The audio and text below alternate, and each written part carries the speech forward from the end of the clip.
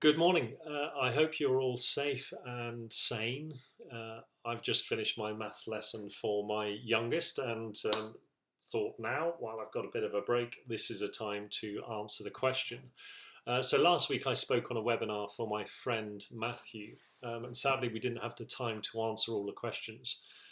So what Matthew's done is he's identified 3 questions out of a few that we didn't have time to answer, and he selected them for me to answer over the next couple of weeks. And here is the first one, which is probably the hardest question I've had to answer. What advice might you give to someone who is self-isolating with a family on no or low income, who has completely lost all sense of hope, and who is desperate for some sort of inspiration to get them through these difficult times? Now, I don't know the person who posed this question, and I don't know the details of that person's life, so I feel that I can only provide advice in a sort of generalized, generic way, as there are many ways that this can be answered. So I just want to give a couple of caveats. Firstly, I'm not an academic. I'm not also professionally medically qualified. So my answers are based on the nearly 20 years of professional experience as a British Army officer and 10 years experience of dealing with and living with a traumatic brain injury. Now, there are many tools and techniques that someone can use to improve their physical and mental health. There's a lot of information out there. So much of this information is out there. And so I just want to focus on actually 3 things that I think are most important when answering this question. I've mentioned on a video on LinkedIn before, but I honestly believe that the most important part of our lives is understanding of how the brain processes information. And it does this through the 3 levels of the survival brain, the emotional brain, and then the thinking level of the brain. And for myself, I use an acronym for when I want to deal with these problems that I may have, whether they're a small problem or a large problem. And I always consider it from 3 angles. And so I've created for me an acronym of SETTLE, SETTLE, settle.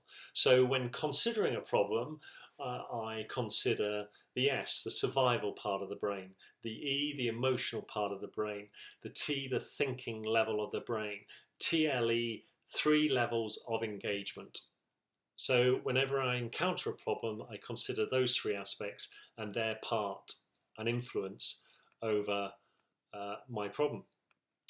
So firstly then, the survival part of the brain. Now here, this part of the brain, you want to tell your brain that you are safe. Ruminating over any problems that you have will keep sending signals to your brain that you are under threat. So you need to find ways to tell your brain that you are feeling safe. If we are feeling very stressed because of self-isolation, because of no or low income, because we've lost sense of hope, what we need to do is we need to give ourselves a break from this emotional turmoil, a break from the negative thinking, a break from those stressors. Otherwise, it will just drag you down, push you down psychologically, and make everything else that you do in your life so much harder.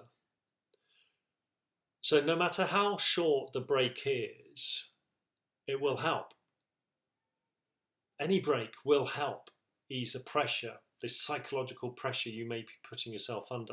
And I've said it before, but one of the quickest and simplest ways of doing it, sending a signal to your brain that you are feeling safe, and I mentioned it on the webinar, is through a breathing technique.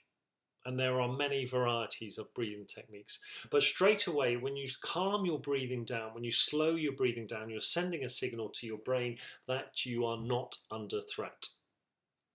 Giving yourself a few minutes of respite several times a day from your negative emotions will have a remarkably positive effect on your health, and it will free up energy in your brain and mind, free up the energy in your brain and mind so that you can tackle your stresses in a more practical way. So whenever you are feeling, wherever you are, whenever you're feeling stress, please try this. Now, I don't know where this particular technique originated from, but it does help to work to release tension. You can increase the counts as perhaps you get better at it, but the crucial element is that the out breath is always longer than the in breath, because this is telling your sympathetic nervous system that it is safe, that you are safe. So you breathe in for 4 counts through your nose, you hold it for 7 counts, and you breathe out for 8 counts, and then you repeat.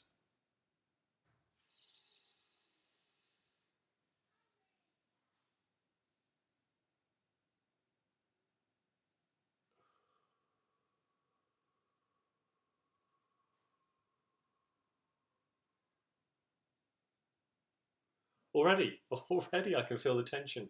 Any tension that I have, maybe doing the tension from doing this, has disappeared. So that simple technique then is targeting the survival part of the brain. Then next we look at the emotional part of the brain. And the emotional part of the brain, this is the most dominant part of the brain, and it can give you a great life or a really horrible one, and make you a prisoner of your own emotions. There are many techniques to deal with negative emotions, but one way to deal with these emotions is by writing them down. So I would encourage you to get a book, find a piece of paper, whatever it is, and then just write everything you're feeling down. Just pour out your emotions on a piece of paper in an exercise book, no matter how silly you may think it is, no matter how angry it is, how self-pitying it may feel. Whatever negative emotion it is, write it down. Write it down on a piece of paper and do this as a daily exercise. It's using that old adage, it's better out than in. Now, I mentioned in the webinar about my depression and how it felt like this sort of constant drip of negative thoughts just weighing you down. So what you're doing by writing them down, you're literally, almost not literally, but you're taking these negative thoughts out of your brain and you're putting them onto a piece of paper. You're getting rid of them, or at least you're starting to get rid of them. You may have to use other methods to really eradicate these negative thoughts or deal with them, these negative thoughts, but this is a great start. Write them down.